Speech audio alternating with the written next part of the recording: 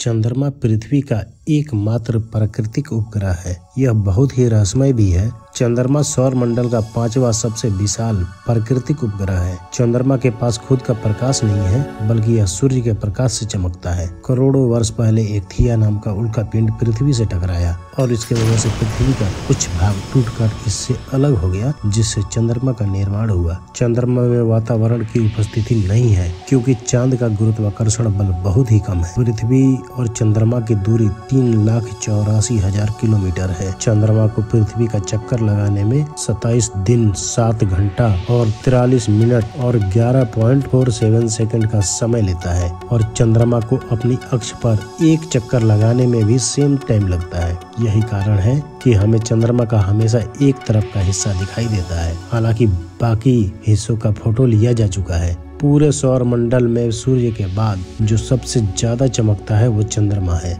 चंद्रमा एक गोलाकार आकाशीय पिंड व पृथ्वी का प्राकृतिक उपग्रह है। यह पृथ्वी के चारों ओर तथा अपने अक्ष पर घूमता रहता है। चंद्रमा का मैक्सिमम 59% हिस्सा ही हम देख सकते हैं। चंद्रमा का आकार पृथ्वी के आकार का लगभग 1/4 है। प्रकाश के किरण को चंद्रमा से चलकर पृथ्वी तक पहुंचने में 1.3 सेकंड का समय लगता है, लेकिन वहीं इसके विपरीत सूर्य के प्रकाश को पृथ्वी तक पहुंचने में लगभग 8 मिनट 16.6 सेकंड का समय लगता है। साल 1969 में हुए मिशन अपोलो 11 ने इतिहास रच डाला। मानव इतिहास में यह पहली बार था जब मनुष्य ने दूसरी दुनिया में अपना कदम रखा था। चंद्रमा ही सौर मंडल का पहला ऐसा सदस्य है जहां मनुष्य ने अपना कदम रखा। 21 जुलाई 1969 को नील आर्मस्ट्रॉन्ग तथा एडविन एल्ड्रिन नाम के अमेरिकी वैज्ञानिकों ने चंद्रमा पर कदम रखा। अपोलो कार्यक्रम में कुल 12 व्यक्तियों ने चंद्रमा की सतह का भ्रमण किया था और जब चांद से वापस आए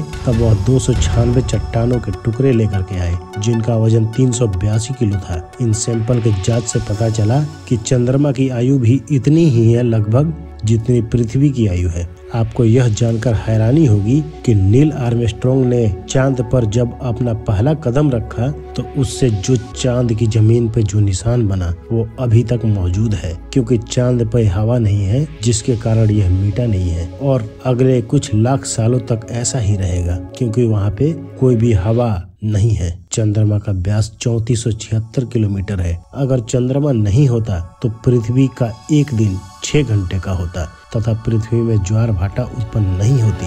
पृथ्वी पर समुद्र में होने वाले ज्वार भाटा चंद्रमा के गुरुत्वाकर्षण की वजह से ही होते हैं। चांद पे दिन का तापमान 180 डिग्री सेंटीग्रेड तक पहुंच जाता है और रात को -153 डिग्री सेंटीग्रेड तक होता है। चांद में आपने काले धब्बे देखे होंगे, ये चंद्रमा की सतह से टकराने वाले उल्का पिंड की वजह से बने हैं। चंद्रमा पे किसी तरह का वायुमंडल न होने के कारण इस पे हमेशा उल्का पिंड गिरते रहते हैं, जिसके वजह से चंद्रमा पे बहुत सारे गड्ढे बन गए हैं, जिनको क्रेटर बोला जाता है। इन क्रेटर में सूर्य का प्रकाश नहीं जा पाता है, इसलिए ये काले धब्बे की तरह दिखाई देते हैं। चांद की ग्रेविटी बहुत ही कम है, जिसकी वजह से अगर आप धरती पर 60 किलो के वजन के हैं तो चांद पर आपका वजन केवल 10 किलो का होगा। चंद्रमा पर आसमान हमेशा काला दिखाई देता है। चांद पर पानी की खोज बहुत इम्पोर्टेंट है, क्योंकि इससे ये डिसाइड होता है कि चंद्रमा पर जीवन बन सकता है या नहीं। शुरुआती समय में जब इसके नमूनों का अभ्यास किया गया था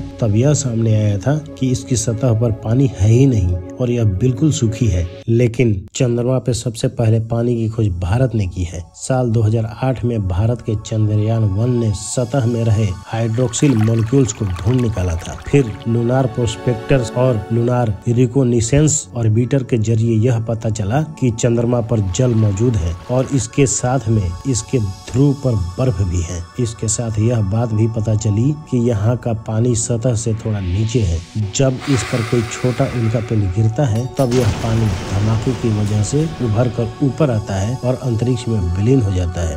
भारत ने चंद्रयान 1 के बाद इसरो द्वारा चंद्रयान 2 को भी लॉन्च किया था। यह चांद की ऐसे जगह पर उतरने वाला था जहां पहले कोई भी यान नहीं गया हो, पर अंत में जाकर इससे संपर्क टूट गया। लेकिन अभी भी इसरो एक बार और चांद पर मिशन करेगा, जिससे चंद्रयान 3 का नाम दिया गया है। यह पहले के मुकाबले ज्यादा शक्तिशाली यान होने वाला है, ताकि यहाँ छुपे हुए और अनसुलझे रहस्यों को सुलझाने में हमारी मदद करेगा। जय हिंद, जय भारत।